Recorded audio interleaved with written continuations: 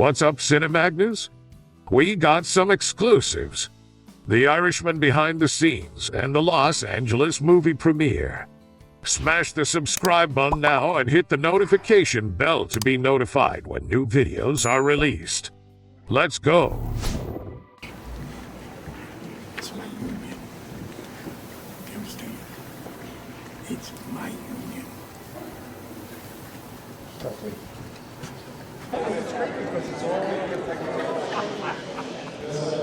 Looks good. I don't feel the risk. There's like a respect, maybe. You suddenly feeling. I think. Well, almost a camaraderie because Yeah. you're saying things that I believe in. Yes. You know, it's not that oh, look at their defense team. They'll be in the court. Yeah, from the court. Of course it is. Where's the quarterback? Let me give McGee the phone, okay? You take care of yourself. And out of all the monies I go over this big period of time, I went into these ventures. Right. I'm saying to the best of my recollection, I must recall in my memory, I cannot remember.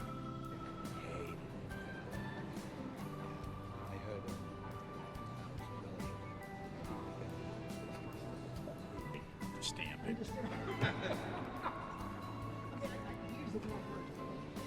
Yeah, you get the gist.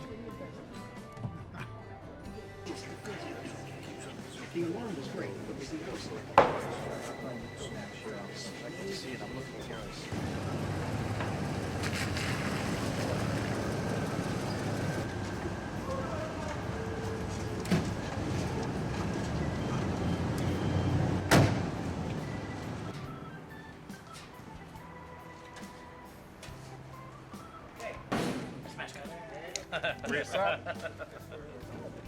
Do you know who, if anyone, was behind the disappearance of James Hoffa? Mr. Sheeran, Everybody who do you know who, if anyone, Jimmy was hauled in and was questioned, behind the disappearance everybody of took James the Hoffa? fifth, which is what you do. On the advice of counsel, I respectfully decline to answer that question on the grounds that it might tend to incriminate me.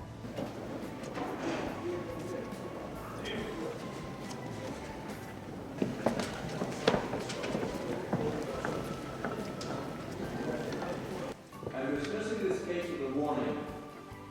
Yes, Your Honor. Not new to the sheriff. The plaintiff, you bring another word. Put that where somebody can see it. Nice spot.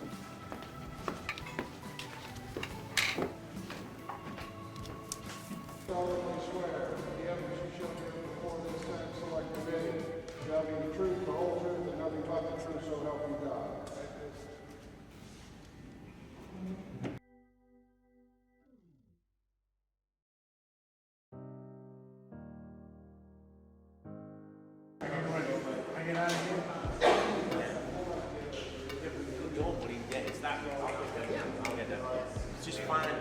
The difference is he's here for fraud. Yeah, that's what I mean. I'd love to catch that petulance of it. That it's like two teenagers having a little one. Do you know? It's kids. The kids.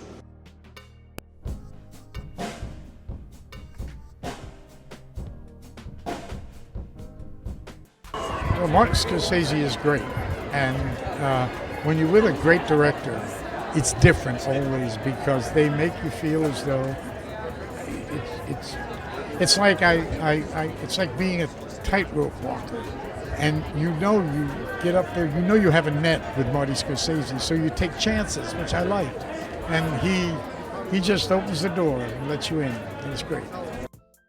You have this trust, and I was doing a role that was different for me, but he was right there, and sometimes he would come out and he would say something, and it's the way he communicated it.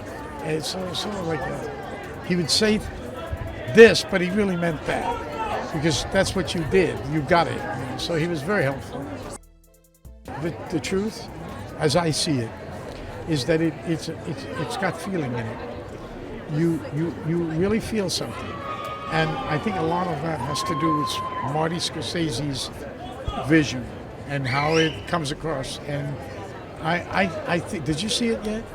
Yeah. So, you know, there's a kind of feeling you get it's kind of surprising in a way. So, and that's what I think, and that's what he did. Working with Martin and with De Niro again for the first time in quite a while, what was that like for you? Well, it's always an experience to be, first of all, they're friends, and then to work together, and you put those two together and you have something very special as a human being. This is going to be the movie of the year, and anybody who knows anything about film, this is an art.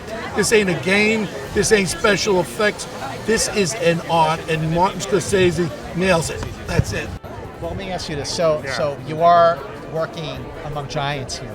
Yeah. So did you ever like sort of pick a moment where you're like, okay, take this in, you know, you're not worried about the lines, you're not worried about your marks, you're like, take this in. Did you have a moment? Yeah, I mean, there's a scene where Bobby Cannavale and we're in a restaurant booth, and I believe it's Pesci and De Niro are in the other side. We're in a booth, and the camera's on us. The scene starts, and then it cuts to them, and we're supposed to pretend to be talking when the camera wasn't on us. But every time the camera got off us, we both just looked at them, and we just couldn't stop watching that we were in a scene with them, you know? I mean, it's moments like that where we just couldn't help ourselves to say this is a once-in-a-lifetime opportunity, career highlight for us. What makes Martin Scorsese the greatest director of our time? It's just, again, I've only had one opportunity to work with him, but watched a lot of his movies. Just love the stories, love the family, love the friendships, the relationships the characters tend to have with one another. It's just really, really fun to watch. For me, being Italian American, I really relate to some of the storytelling. So, yeah, he's really a phenomenal guy. Boulevard, it feels like it's the Academy Awards, not a movie screening. This is incredible. This goes to show the love that these people have for these guys. You know, the love, oh my God, it's just incredible to me. I have to tell you, I think all of them, they're like, God, like just, to me, tremendous. It's flawless. It's just incredible acting. It's like a masterclass in acting, this movie. For sure. I'm happy that we finally got to do it, and it was a long time, but you know, you hear about these movies, they advertise when they come out 15 years in the making, and a lot of that is getting the script right, getting the actors, getting everybody available, ready to do it, working it all out. It's a long process, so that's kind of what we went through. Let me ask you, you know, what was it about The Irishman that made you so passionate about it to stay with it for all these years?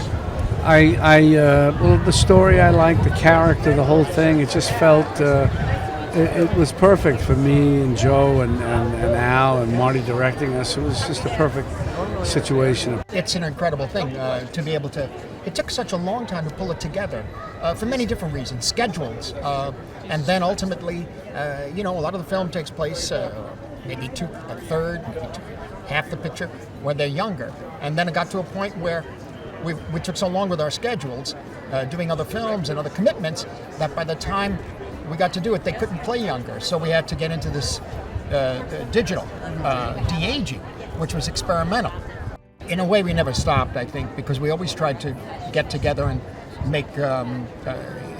He would tell me what films he was going to do. I was telling him what films I would do, and we try to always somehow meet in a way. And we finally, on this particular project, was the one we decided to take the plunge in a way.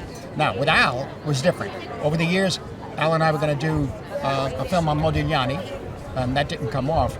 But it's really his relationship with Bob that's so interesting. I think you see it in the film. They know each other for many, many years, since the 1970s. When I first met Al in 1970, actually, too. But I think what you see there is a kind of love and trust and respect between the two of them. If you enjoyed this video, please smash the like button and subscribe to our channel to see more videos like this on a regular basis.